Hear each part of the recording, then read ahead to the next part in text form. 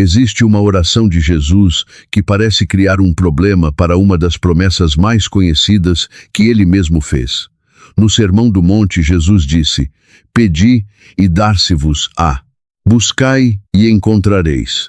Batei e abrir-se-vos-á." À primeira vista parece simples.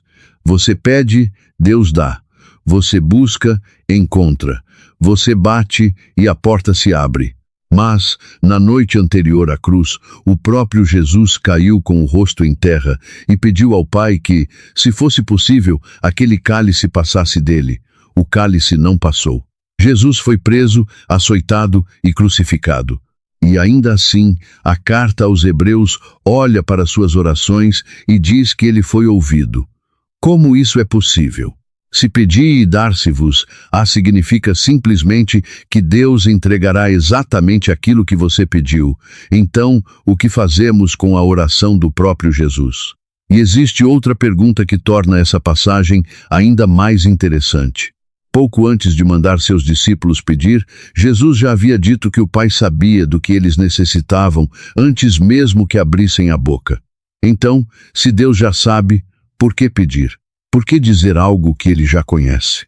Por que continuar buscando aquilo que ele já sabe que desejamos? E por que bater diante de uma porta se Deus conhece perfeitamente quem está do lado de fora? Guarde essas duas perguntas. Elas estão ligadas. E, quando voltarmos ao Getsemane, à cruz e ao túmulo vazio, talvez você descubra que muitas vezes definimos "Deus me ouviu" de uma maneira muito menor do que a própria Bíblia. Para entender o que Jesus está dizendo, precisamos voltar ao lugar onde essas palavras foram pronunciadas. Imagine a encosta, a família sentada sobre a terra, pescadores, trabalhadores, mães segurando crianças pequenas.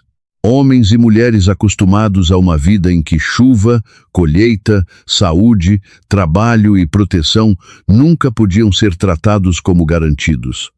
Aquelas pessoas conheciam necessidade, conheciam espera, conheciam portas que não se abriam simplesmente porque alguém desejava muito. E Jesus olha para elas e diz: "Pedi, buscai, batei." No texto grego aparecem 3 verbos importantes: aiteite, que significa pedir, zeteite, buscar, e kroete, bater. Essas 3 palavras não parecem estar ali apenas para repetir a mesma ideia de maneiras diferentes.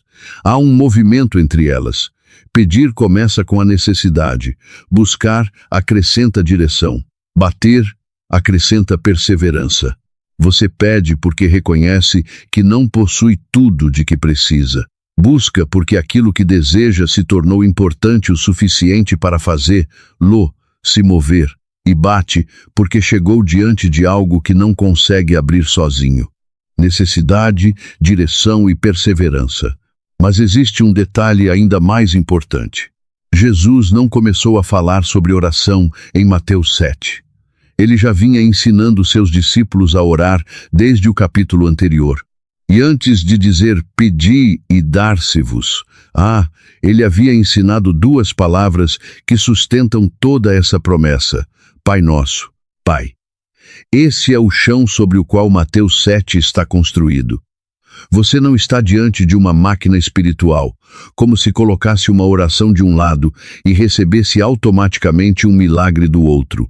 Não está negociando com uma força impessoal. Não está tentando descobrir uma fórmula secreta que obrigará o céu a responder. Você está diante de um Pai. E isso muda completamente a maneira como a promessa deve ser ouvida. Pouco antes, Jesus também havia dito que esse Pai conhece as necessidades de seus filhos antes mesmo que eles peçam.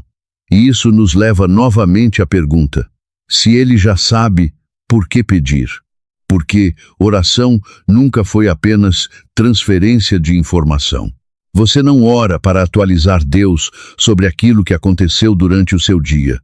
Não precisa avisá-lo de que perdeu o emprego. Ele sabe. Não precisa informá-lo de que surgiu uma enfermidade. Ele sabe. Não precisa explicar que está com medo, nem encontrar palavras perfeitas para que Deus finalmente compreenda a sua dor. O Pai já sabe. E mesmo assim, Jesus diz: peça. Isso significa que pedir faz algo que vai além de transmitir informação. Pedir nos coloca conscientemente diante de Deus como filhos que reconhecem dependência. Uma criança pode ter um pai que sabe que ela está com fome antes mesmo que ela peça pão. Mas, quando ela se aproxima e diz que precisa, não está fornecendo uma informação nova. Está se aproximando, reconhecendo que não é autossuficiente e confiando naquele que pode cuidar dela. É por isso que a primeira palavra de Jesus importa tanto. Pedi. E poucas pessoas mostram esse movimento de forma tão humana quanto Ana. Ela entra na história bíblica carregando uma dor que não consegue resolver. Quer um filho. O tempo passa, o desejo permanece e com o desejo permanece também a ferida. Até que Ana chega ao santuário e começa a orar com tanta intensidade que seus lábios se movem sem que sua voz seja ouvida. Eli olha para ela e interpreta tudo errado. Pensa que aquela mulher está embriagada, mas Ana não está bêbada. Está quebrada. Ela derrama a alma diante de Deus. E esse detalhe importa porque Ana não tenta transformar sua dor numa apresentação religiosa. Não procura parecer forte. Não escolhe palavras bonitas para impressionar quem está ao redor. Ela simplesmente pede. E pede de verdade. Isso também é fé. Fé não significa fingir que você não deseja nada. Não significa chamar sofrimento de pequeno. Não significa parar de chorar porque alguém lhe disse que uma pessoa espiritual deveria demonstrar força o tempo todo. Jesus não diz para você parar de desejar. Ele diz para pedir. Se você está doente, pode pedir cura. Se sua família está quebrada, pode pedir restauração. Se precisa de trabalho, pode pedir provisão. Se está confuso, pode pedir sabedoria. Se vive atormentado pelo medo, pode pedir paz. Se alguém que você ama está longe de Deus, pode pedir misericórdia. Se existe um pecado que parece forte demais, pode pedir libertação. Pedir não é falta de maturidade. Foi Jesus quem mandou pedir. Ana pediu e Samuel nasceu. Seria fácil parar a história aqui e construir uma fórmula. Ana pediu, Deus deu. Portanto, sempre que alguém pedir com fé suficiente, a circunstância necessariamente mudará da forma esperada. Só que a Bíblia não nos deixa parar aí. Quando Samuel nasce, algo acontece também dentro de Ana. Ela percebe que aquele filho não existe apenas para completar sua felicidade.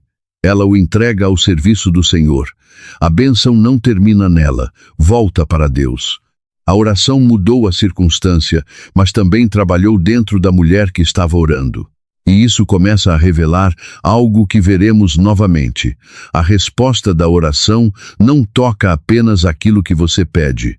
Muitas vezes, toca também aquilo que você está se tornando enquanto pede. É exatamente por isso que a segunda palavra de Jesus é tão importante. Buscai. Pedir reconhece a necessidade. Buscar começa a dar direção a essa necessidade. E o próprio Sermão do Monte impede que transformemos buscai numa autorização para perseguir qualquer desejo e simplesmente colocar o nome de Deus sobre ele. Pouco antes, Jesus já havia dito, buscai primeiro o reino de Deus e a sua justiça. Perceba a conexão. Quando chegamos a buscai e encontrareis, a palavra buscar já recebeu uma direção. O reino, a vontade de Deus, a justiça de Deus, o próprio Deus. Isso muda completamente o sentido da promessa. Jesus não está dizendo, persiga tudo o que seu coração desejar e Deus será obrigado a colocá-lo em suas mãos. Ele está formando discípulos cujos desejos começam a ser reorganizados ao redor do reino. Você pode começar uma oração dizendo, Senhor, tire-me daqui. Mas, enquanto busca, pode aprender também a dizer, Senhor, se eu ainda tiver de passar por isso, não permita que eu atravesse sem tua presença. Pode começar dizendo, Senhor, abra esta porta. E enquanto busca, aprender a perguntar, Senhor, esta é realmente a porta que eu deveria atravessar? pode começar procurando uma resposta e, no caminho, descobrir que precisava, antes de tudo, daquele que responde. Davi conheceu muito bem esse movimento. Muito antes de sentar num trono, ele conheceu cavernas, conheceu perseguição, conheceu noites em que Saul poderia aparecer, conheceu o peso de carregar uma promessa de Deus que parecia não combinar com aquilo que seus olhos estavam vendo. Davi havia sido ungido rei, mas vivia como fugitivo. A promessa dizia uma coisa, enquanto a realidade parecia dizer outra.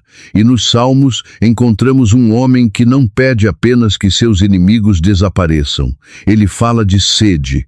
Minha alma tem sede de Deus. Isso é busca.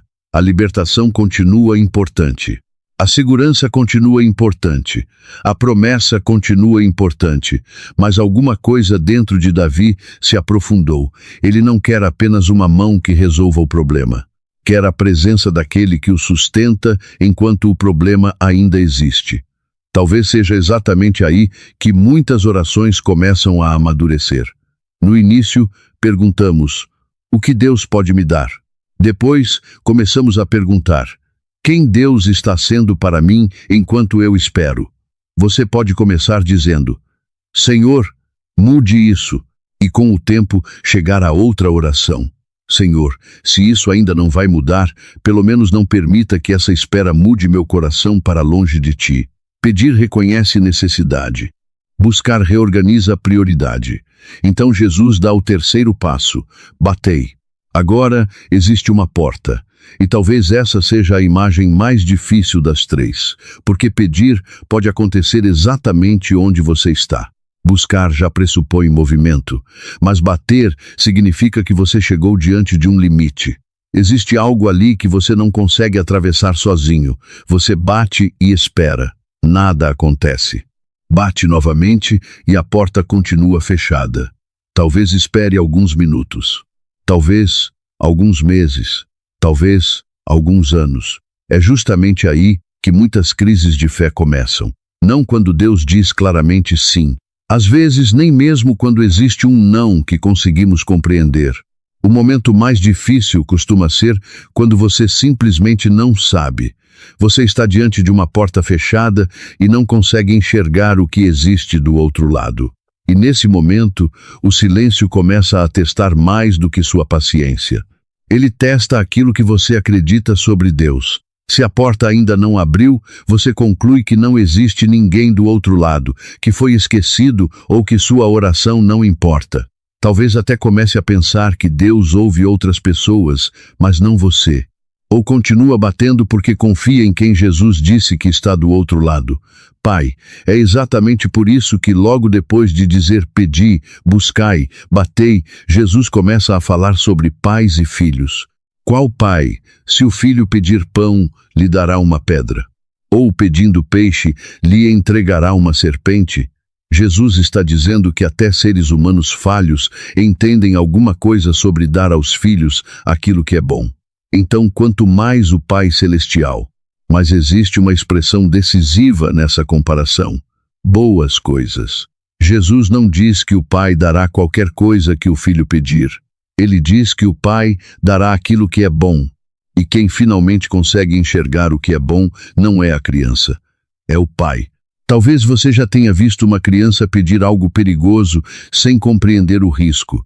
Na cabeça dela, a lógica é simples. Eu quero, então isso deve ser bom para mim. Mas o pai enxerga alguma coisa que ela ainda não consegue enxergar. E naquele momento, não pode parecer falta de amor, justamente porque a criança vê menos. Isso não torna todo não fácil. Não transforma sofrimento em algo bonito. Não significa que toda perda precisa receber uma explicação rápida. E certamente não significa olhar para alguém que está sofrendo e responder friamente que Deus sabe o que faz, como se uma frase pudesse apagar sua dor. Jesus nunca trata a dor humana dessa maneira. Mas a comparação ainda coloca diante de nós uma pergunta difícil.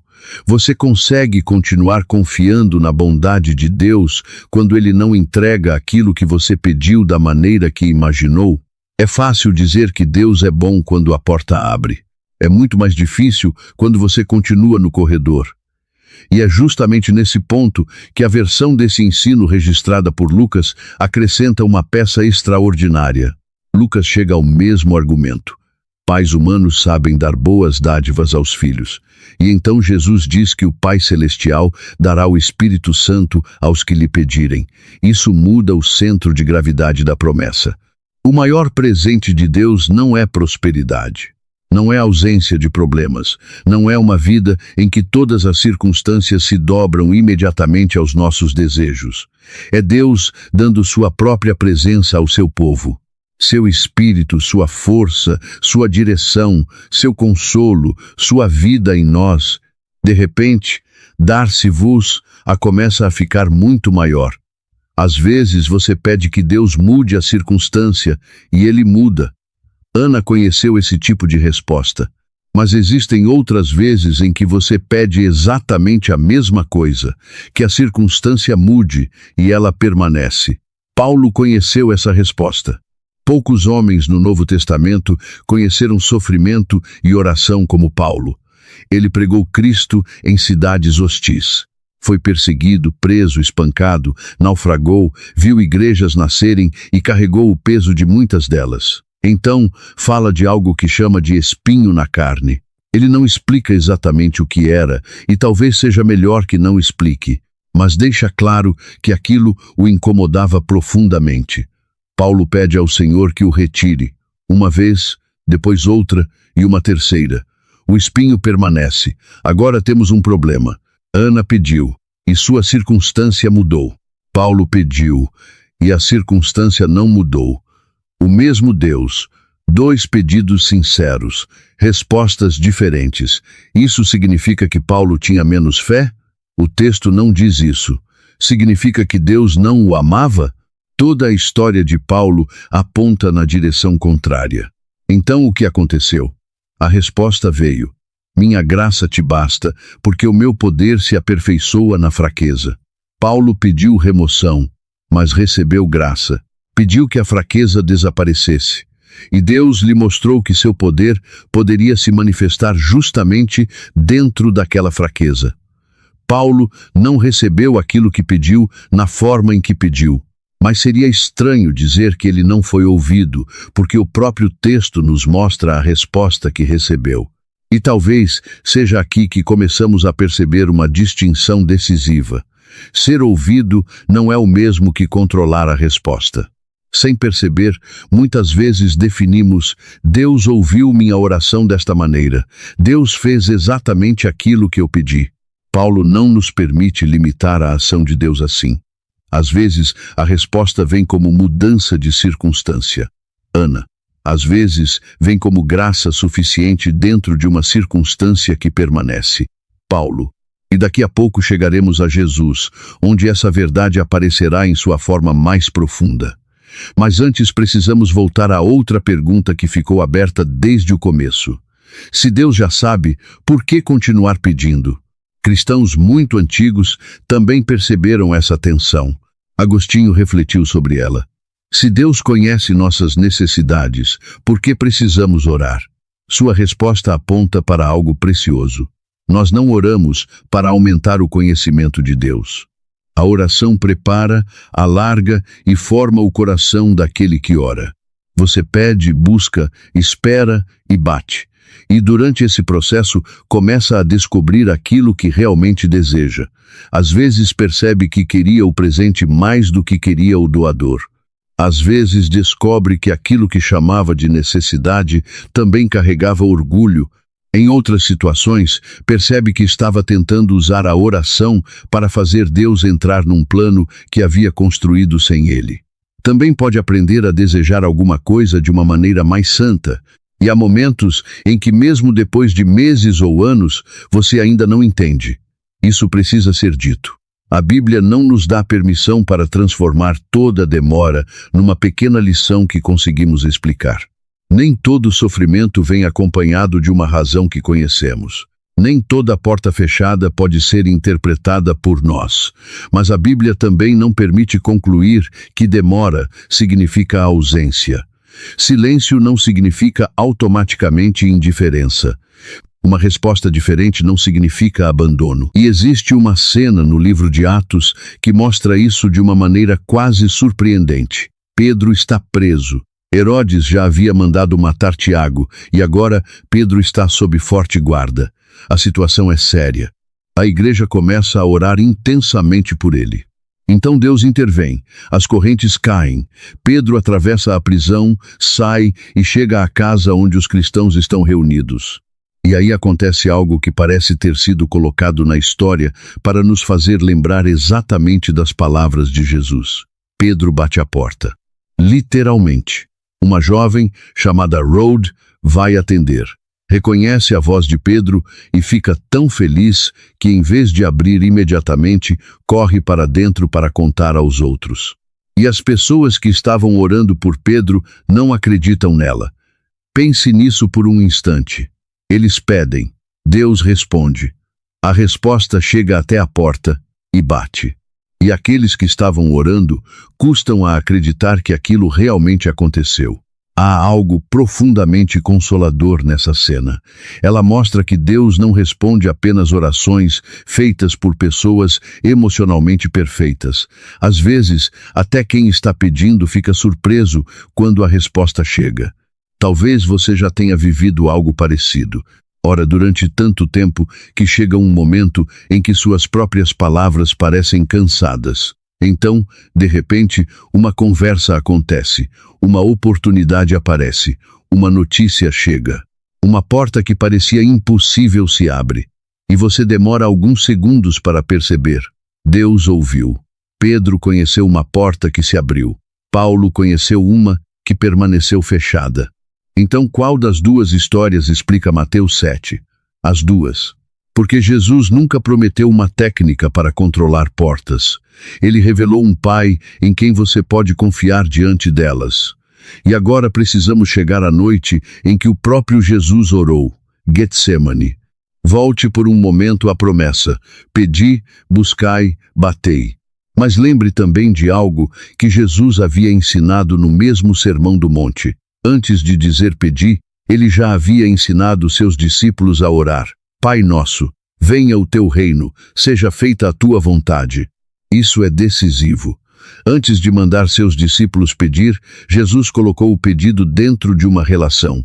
Pai, e debaixo de uma prioridade. Teu reino, tua vontade. Agora avance até a última noite antes da cruz. As oliveiras estão ao redor. A noite pesa. Judas já está se movendo, os discípulos estão cansados e Jesus sabe exatamente o que está chegando. Prisão, traição, humilhação, açoites e crucificação. Ele se afasta dos discípulos, cai com o rosto em terra e ora. Meu Pai, se é possível, passe de mim este cálice. Ali existe um pedido real. Jesus não finge que a cruz é fácil. Não trata seu sofrimento como algo pequeno. Não transforma submissão em ausência de desejo. Ele diz ao Pai exatamente aquilo que deseja. Se é possível, passe de mim este cálice. Mas sua oração não termina aí. Contudo, não seja como eu quero, mas como tu queres. Agora, as palavras do Sermão do Monte voltam com uma profundidade muito maior. Seja feita a tua vontade. Jesus não apenas ensinou essa oração, ele entrou dentro dela. Aquilo que havia ensinado aos discípulos agora aparece na vida do próprio Filho. Ele pede com sinceridade. Busca a vontade do Pai, acima da possibilidade de escapar do sofrimento. E permanece diante do Pai, mesmo quando não controla o que acontecerá em seguida. Jesus ora novamente. Os discípulos dormem. Ele retorna e ora outra vez. Depois se levanta. Judas chega. Os soldados vêm. Pedro tenta resolver tudo com uma espada. Mas a porta de fuga não se abre. Jesus é preso, levado, interrogado, açoitado e condenado.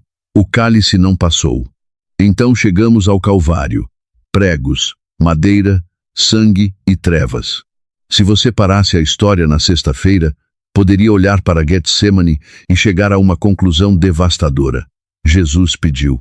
Aquilo que pediu não aconteceu da maneira mais evidente. Logo, sua oração falhou. Mas a sexta-feira não é o final da história. E é aqui que a pergunta do começo finalmente começa a se abrir. Hebreus diz que Jesus ofereceu orações e súplicas àquele que podia salvá-lo da morte, e diz que ele foi ouvido. Ouvido como? Porque ser ouvido não significava necessariamente nunca entrar na morte. Jesus não foi poupado de atravessá-la, foi conduzido através dela. A cruz aconteceu, a morte aconteceu, o túmulo aconteceu. Mas a morte não teria a palavra final. O pai não abandonaria o filho à morte. Na sexta-feira, parecia que uma porta havia permanecido fechada. No domingo, uma porta que nenhum homem poderia abrir estava aberta. O túmulo, a pedra não permaneceu no lugar. A morte não conseguiu segurar o filho. O cálice não foi retirado, mas a morte foi vencida. O sofrimento não foi evitado, mas a redenção foi realizada através dele. A cruz não desapareceu. Foi transformada no lugar da vitória.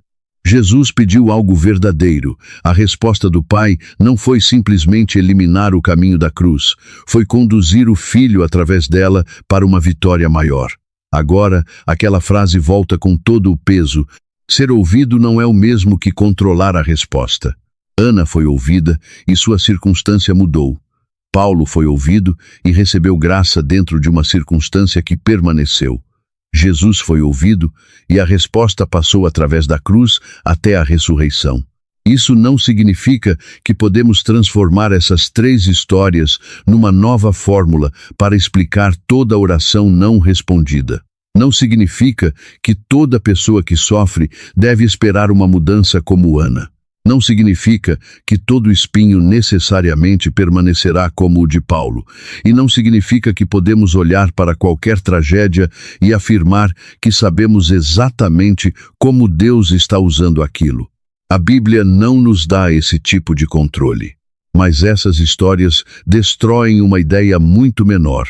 A ideia de que Deus só nos ouviu quando fez exatamente aquilo que pedimos da maneira que imaginamos. Talvez você esteja ouvindo isso enquanto vive exatamente nessa tensão. Você pediu, e ainda não aconteceu. Pediu cura, e a dor continua. Pediu por alguém que amava, e aquela pessoa morreu. Pediu um filho, e os anos passaram. Pediu que seu casamento fosse restaurado, e ele terminou. Pediu uma oportunidade, e a porta fechou. Pediu trabalho, e nenhuma resposta chegou. Pediu que um filho voltasse para Deus e ainda espera. Pediu que aquela ansiedade desaparecesse, mas acordou novamente com o mesmo peso no peito. E talvez exista uma dor adicional. Você ouve o testemunho de outra pessoa. Ela diz, eu orei e Deus abriu a porta. E dentro de você aparece uma pergunta que quase produz culpa. E eu? Por que comigo não? Alguém fala de cura e você pensa em quem perdeu. Alguém fala de um casamento restaurado e você lembra do divórcio. Alguém fala de uma gravidez depois de anos de oração e você volta para casa carregando mais um mês de espera. Às vezes, o testemunho de outra pessoa toca exatamente a ferida que você apresenta a Deus há anos. A Bíblia não exige que você finja que isso não dói. Ana conheceu lágrimas, Davi conheceu cavernas. Paulo conheceu um espinho que permaneceu. Pedro conheceu uma porta que se abriu. Jesus conheceu um cálice que não passou. A fé bíblica consegue carregar todas essas histórias. O que ela não permite é transformar a porta na medida do caráter de Deus. Existe uma diferença enorme entre dizer, Deus é bom porque esta porta abriu, e aprender a dizer, Deus é bom, por isso continuo confiando nele mesmo, enquanto ainda não compreendo esta porta. Talvez essa seja uma das partes mais difíceis da vida de oração. Porque, se formos sinceros, muitas vezes não queremos apenas uma resposta. Queremos controle. Queremos saber quando, como e por quê. Queremos saber aquilo que Deus está fazendo antes de decidir se vamos confiar nele. Mas a oração bíblica nos conduz na direção oposta. Ela não coloca Deus sob nosso controle. Ela nos coloca nas mãos do Pai. Isso não significa passividade. Jesus continua dizendo para pedir. Se está doendo, diga. Se está doente, peça cura. Se precisa de provisão, peça. Não esconda aquilo que deseja, mas continue também buscando. Se seus desejos estão confusos, volte ao reino. Pergunte não apenas o que eu quero, mas também o que Deus está formando em mim, o que honra seu reino e o que sua palavra já mostrou. E continue batendo. Se você ainda não entende, permaneça diante do Pai. Não porque repetir a mesma frase muitas vezes obrigará Deus a ceder, mas porque relacionamento não desaparece quando a resposta demora. Existe ainda outro lado dessa verdade que também precisamos considerar. Às vezes pedimos pedras acreditando que são pão. Pedimos relacionamentos que Deus sabe que nos destruiriam. Pedimos oportunidades que alimentariam nosso orgulho. Pedimos sucesso sem imaginar o que nosso coração faria com ele. Pedimos controle quando Deus está nos chamando à dependência. Às vezes, pedimos que todo o desconforto desapareça simplesmente porque não conseguimos imaginar que determinada área do nosso coração talvez só fique visível quando não conseguimos escapar imediatamente. Isso não significa dizer que sofrimento é bom. Não significa transformar o mal em algo santo. Não significa justificar injustiça. Significa apenas reconhecer nossa limitação. Você conhece aquilo que deseja. O Pai conhece aquilo que é bom. E é justamente por isso que uma oração madura consegue dizer duas coisas ao mesmo tempo. Pai, é isso que eu quero. E ao mesmo tempo, Pai, eu confio em Ti mais do que confio na minha capacidade de enxergar tudo. Essa é a oração do Getsêmani. Jesus não entra no jardim fingindo que não deseja nada. Ele diz exatamente aquilo que deseja e, ao mesmo tempo, se recusa a transformar esse desejo numa exigência. Há sinceridade sem manipulação. Há entrega sem fingimento. Há submissão sem a negação da dor. E talvez agora possamos entender melhor por que Jesus escolheu 3 verbos: pedir, buscar e bater. A oração não é apenas uma frase pronunciada num determinado momento. É uma relação que continua. Você pede porque precisa, busca porque começa a enxergar que o reino é maior do que qualquer presente. E bate porque uma porta fechada ainda não significa que você foi abandonado. Enquanto isso acontece, talvez a circunstância mude, como aconteceu com Ana. Talvez permaneça e a graça se torne suficiente, como aconteceu com Paulo. Talvez a resposta passe por uma estrada que você jamais teria escolhido, como aconteceu no Getsêmani.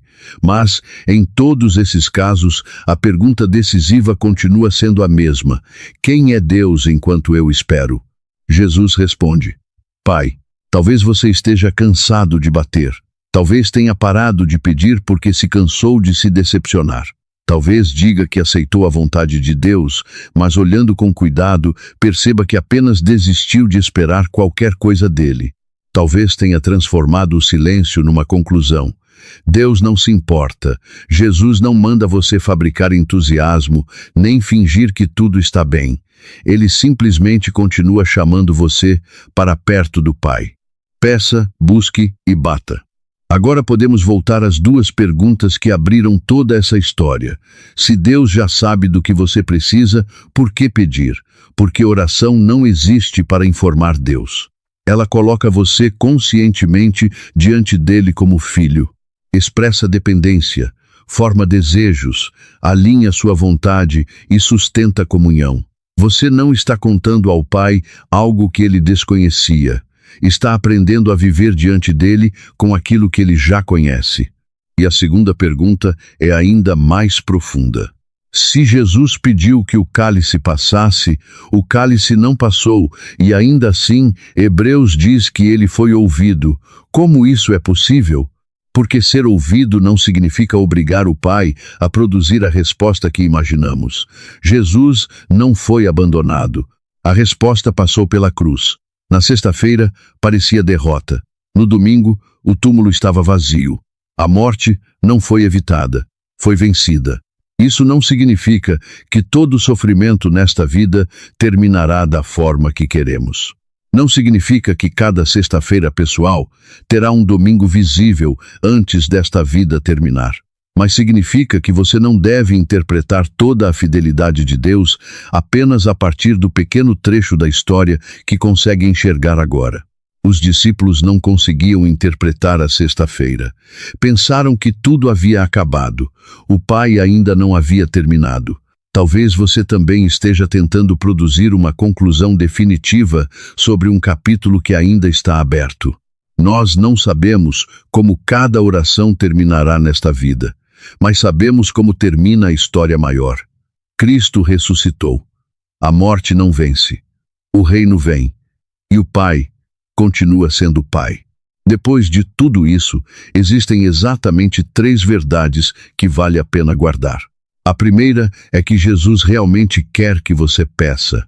Não use a soberania de Deus como desculpa para uma vida sem oração. Leve a Ele sua necessidade, sua dor, seu medo e aquilo que você deseja. Leve até aquilo que você tem vergonha de desejar. O Pai já sabe. E mesmo assim, Jesus diz, peça. A segunda verdade é que Jesus não promete colocar a bondade do Pai debaixo do controle dos seus desejos. O Pai dá aquilo que é bom. Isso significa que algumas respostas virão exatamente como você esperava. Outras serão diferentes. Algumas chegarão rapidamente, outras passarão pela espera, e haverá coisas que talvez você só compreenda muito depois. Por isso, você pode pedir com ousadia, sem transformar seu pedido numa exigência. E a terceira verdade é que a maior segurança da oração não está em controlar todas as portas, está em saber quem está do outro lado. Pai, foi isso que Jesus mostrou no Getsemane. Meu Pai, se possível, passe de mim este cálice.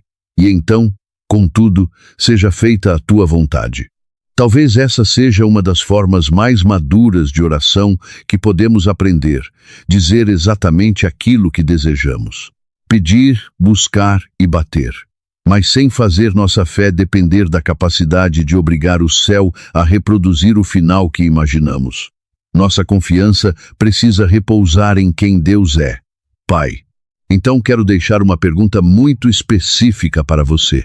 Qual dessas histórias descreve melhor o momento que você está vivendo hoje? Ana, derramando a alma e esperando uma resposta. Davi, buscando a presença de Deus enquanto a promessa ainda parece distante. Pedro, diante de uma porta que finalmente se abriu. Paulo, descobrindo que graça suficiente também pode ser uma resposta. Ou Jesus no Getsemane, dizendo exatamente aquilo que deseja, e mesmo assim, colocando tudo nas mãos do Pai. Escreva nos comentários. Talvez alguém que esteja cansado de orar encontre força ao perceber que não está sozinho nessa espera. Porque Mateus 7, versículo 7, não é uma fórmula para controlar Deus. É um convite para continuar vivendo diante dele como filho. Peça porque você precisa do Pai. Busque, porque o reino é maior do que qualquer presente. Bata, porque silêncio não significa ausência. E, quando você ainda não entender a resposta, lembre-se do Getsemane. Jesus pediu, o cálice não passou. Mesmo assim, ele foi ouvido. A sexta-feira terminou numa cruz. O domingo começou com um túmulo aberto. A oração não coloca Deus sob o seu controle. Ela coloca você nas mãos do Pai. E quando você sabe quem é o Pai, ainda pode continuar batendo antes mesmo de ouvir a porta se abrir.